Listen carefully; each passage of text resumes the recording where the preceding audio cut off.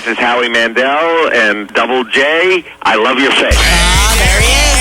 You know, everybody says, or I should say Howard Stern says he's America's favorite judge. But you know what? Honestly, I think you might be everybody's favorite judge on America's Got Talent. Do you guys ever get into arguments on who's the best judge? I don't know that we get in arguments of who's the best judge more than who's right. But the truth is that I am not Howard Stern's favorite judge, especially right now. I'm hooked on this Periscope thing. Yes. So he hates my Periscope, which makes me want to do it more. So I'm always, wherever he is, even if I don't feel like it, I'll turn on Periscope. He knocks it out of my hand. He has said that he's going to shove it up my... But which makes me want to do it more. I just want to do it more. So watch this week. I'm going to be... He's really angry with me.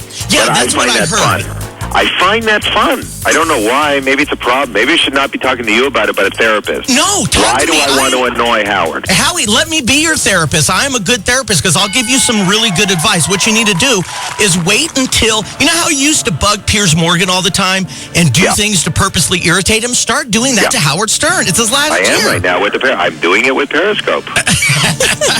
How can people follow you on Periscope? Well, it's on Twitter. You can follow me at Howie Mandel, and then you'll see that what I do. But it's just live streaming, so wherever I am, I can turn it on. You could see where I am and what's happening. So what I do is I end up turning it on in the commercials. I end up turning it on backstage when people don't know they're on camera.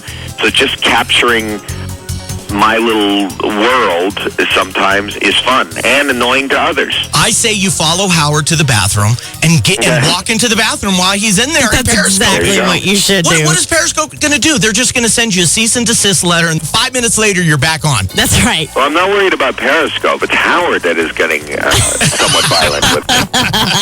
I don't care about the cease and desist. And we should also mention that besides AGT, Tuesday and Wednesday, I'm doing a live Practical Jokers broadcast on True.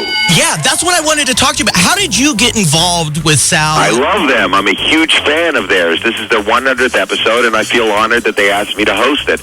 Except I found out what they're going to do. They're walking 5 stories above the streets of New York on a tightrope for their punishment special, and I'm hosting that. I don't want to be a witness to something horrible happening, but anything could happen on that show. It's always funny, always awkward, always crazy, and this is the craziest. Now, I'm hosting it on True. Are they really tightrope walking, or are they like tethered up there? So I've been told I'm not there, so I don't know exactly what is involved, but I just said yes. I always say yes before I ask any questions, and I didn't ask any questions. Of course. So is there going to be other elements to this episode, or is it just strictly the tightrope walking? Again, I can't tell you that. I don't know. I do live TV on Tuesday at AGT, live TV Wednesday at AGT, which is the results show, and then I'm going over Thursday morning, and they're having a walkthrough with me. I haven't seen it. I've just said yes. I'm excited. I'm excited to work with the guys. I don't know if they'll be doing, if they have the earpieces in. I don't know anything about it. I know that for one of the guys that wins this challenge, the punishment challenge, there's $50,000 in it for the charity of their choice. If they started pulling pranks on you, would you be mad, or are you the type that's going to go, all right, you got me, and then you start figuring out a prank to get back at them? I'm not good at when somebody pranks me. I'm not really good. I don't know if I get mad as much as I get embarrassed and uncomfortable like everybody else, but I'm not good. But you're a prankster yourself, aren't you? I am. That's why I'm a huge fan of theirs. And double standard there, Howie. I do have a double standard. I'm being honest with you. I do have a double standard. I'm really not good with it. When you were in high school, you got expelled, didn't you, for pulling a prank on somebody? I was asked to leave 3 different high schools. One I got thrown out for. I hired a company through the Yellow Pages. That's before you Googled. I hired a company to put an addition onto the library to come and give bids. So they were out there measuring and writing down measurements. And the principal went out and said, what are you doing? And they said, we're going to bid on the addition. And he said, who authorized that? And they told him, Howie Mandel. And apparently I didn't have the authority to do so, which I thought was really funny. They didn't. Right. And because of that, I don't have a GED. Oh, that's messed up. It's just a simple prank. But you know what? Who cares? Because you're making it, man. You're doing it great. I would like to have a GED. When people come up to you and I'm sure that has come up before. Like, what do you tell people? Because you can't say, hey, kids, stay in school because look what happened to me because I didn't. Like, you're a success story. But I think anybody can be a success. If Nike has the best advice, and that's just do it. And that's what we tell people on AGT.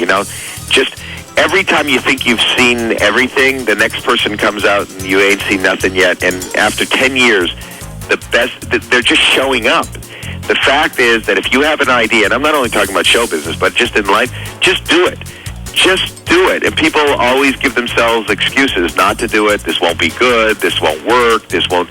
Just try it. And if nothing else, then you educated yourself and maybe a path to not go down again, and that'll send you down the right path. But I think the advice that I give people for comedy, for show business, for life, and it's not my advice, it's Nike's, and that's just do it. Speaking of America's Got Talent, I want to play a clip for you from last week's AGT when you made the bulimia joke. This is probably going to come out wrong, but you, sir, make bulimia entertaining.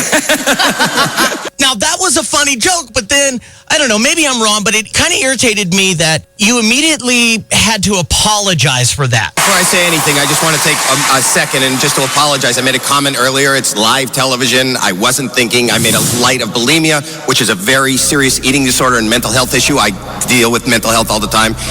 And I did something stupid. I should never make light of it, and I apologize to anybody that was offended.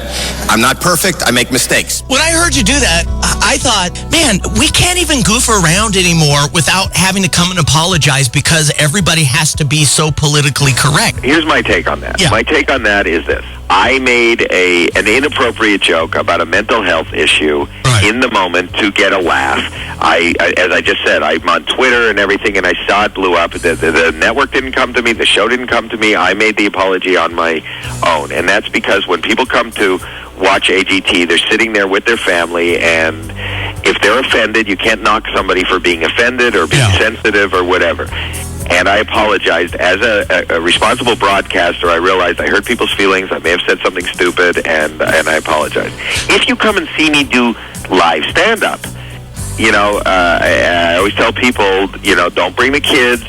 And in the context of me doing comedy and stand-up and whatever, there are, not that I wouldn't make a joke or want to offend somebody about their mental health issues, and people are a little more PC than usual, but that's okay. But if I offend somebody when I'm doing stand-up, that happens. But that was not the time and the place for me to do it on a TV show where nobody's tuning in to watch me do stand-up or an offensive joke. I like that you said that because it really makes me look at a whole nother thing of everybody has the right to get upset, or if their feelings are hurt because of something that you thought was funny, you don't have the right to go, hey, screw you and your feelings. I really respect that. I suffer from anxiety and OCD and depression. If somebody said something and they triggered something in me and I told them they did this, it would be nice if they apologized. And, I think people know I didn't set out to hurt somebody's feelings, but if they got hurt, then I'll apologize for that. There's no problem in doing that. And it's not the Howie Mandel show. So, it's America's Got Talent. And I'm more than happy to. I want people to keep tuning in. I want them to be number one.